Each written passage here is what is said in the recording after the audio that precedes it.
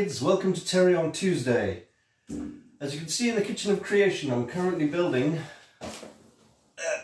painting this giant steel thing, which you remember from last week's video, made me very ill from sanding and everything else and inhaling all the bad dust. I'm feeling a lot better now, thank you very much for asking. And the one side is basically finished. I've got to turn it over and do the whole thing again. So not a lot going on this week regarding other projects, but something very unexpected but good has happened in recent days. Literally about 3 or 4 days ago, I was paid a visit by... Sorry, I have to be vague here because I need to get a few things confirmed, but that will be in a week or two's time, hopefully, that I can tell you more. But basically, if you know, you know. If you don't know, I need to, again, you know what I've got going on in life. So much stuff, so little time, and a movie, and a day job. But I've got a large sort of, a large thing to do. Not a practical project, but more a kind of a life laundry. Anyway, it's all good news, but I will share with you all. This arrived today. I did panic because the Amazon thing said, you know, it's not from Amazon, but I was like, I'm not in Nuneaton. Turns out my address was on the rear. Anyway, I think you'd be quite chuffed to see this. I know I will. Alrighty, let's go. Firstly, inflatable things. I like inflatable things. They're great for packing. Wow. Alright. Alright.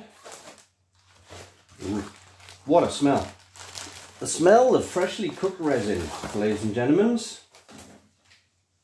This is from a resin printer. It's got that slightly moist. Look at that. Okay, so I'll tell you what this is. This is the main MacGuffin from the film. Oh, wetness. From Bloody Students. This is the Ankh prop. And we've got 2 of them because we need a... Look at them. They're so nice. Look at that. We need 2 because we need a hero and a stunt. Yeah, there is some wetness around here. We'll let them dry off in the sun. So, the Ankh prop, designed by myself and with the help of Andrew Glazebrook, who used some of his amazing AI technology to give me a number of different choices. I then cobbled together a number of choices into the thing I want to see. This is very soggy in places, but it's got a scarab on the front there, and it's got some wings, and it's got this glowing, well, it will be glowing at some point, malarkey up here. I'm not sure what's going on with that. Maybe there's an extra piece. So it's got the arms that stick out. Basically, that goes onto that kind of thing. So there's our Ankh shape. I think it's that one, like that. So that's the one. And then we have extras. So what's going on here? I'll just check. There may be a misprint. And also printed then, sculpted in CG by sculpted in CG by Pete G. So thanks to Andy G, Pete G. Ah, that's a nice top. That's a decent top of that one. Okay. And yes, I see. There's the second one. So the dark green one here with a slightly chopped off bit. I was told about that during printing. Printed by Ashley, who printed the canopic jars for me. So thanks Ashley for them. Resin printing is the way forward, isn't it? I mean, goodness me, look at that. So Pete's done a great job. Andy's done a great job. I've done a great job.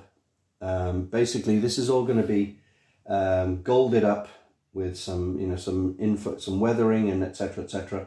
Might even try and fit a light into one of these. I'm not sure. It depends. Or we may do it in CG. So this is a broken one. This is a first test by the look of it. Like that. This will probably be a spare. We may even get rid of it, for fundraising if anybody wants to make an offer for it. But basically we've got two. One's going to be a hero to be on display. Admittedly, I would like the bigger one, but we can't do that. But hey, here's an idea. Will that bigger base fit in there? I could make it fit. There's a thought. Anyway, so we've got a hero and a stunt. Yeah, they're a lot drier. These are nice. So basically, thanks to everyone who's helped put these together, including Ashley for printing them and sending them to us again. I'm going to get these golded up as best as possible. It'll probably end up being spray paint, like the canopic jars, because I can't afford electroplating, unfortunately. But I'll make some inquiries about electroplating. You never know. Yeah, so the main MacGuffin, which needs to be done, we need to have one of these, at least one of these, finished by mid-September for shooting the scene, because it does come into play in the scene in September. So yeah, very exciting. Not like I need another job, right? I need another thing to do. Let's put these down here along with the sticky gooey one. Don't know about that. Maybe I'll just leave them out to cure a bit. So anyway, yeah, again, this is going to be a super short video. Just wanted to show you that. So again, thanks to the guys for that. If you're interested, and if you've been living under a rock, or you've just added me as a friend or whatever, or you just started following, subscribe to the channel, thank you very much. Bloody Students is my second feature film. I'll give you more news on the first one next week, hopefully. But basically, Bloody Students is my loving homage to Shaun of the Dead, Hot Fuzz and The World's End. It's a good old comedy horror romp. It's going to owe a lot to the VHS era of films with the music and the style. It's basically a bunch of students get locked in a museum overnight and have to fight off a horde of reanimated Egyptian mummies. What's not to like? It's funny, it's scary, it's going to be tons and tons of fun. And if you want to help that, the links are in the description. Also, bloodystudents.co.uk is my main blog, where I kind of put notes on there and tell you what's going on. But you can also keep up on this channel every week, where I always talk about the film on top of the myriad of other things that I'm doing. So that'll be it for this week. Again, apologies for not giving you more info on the Verwhelm helmet, which I'm working on. But the one update is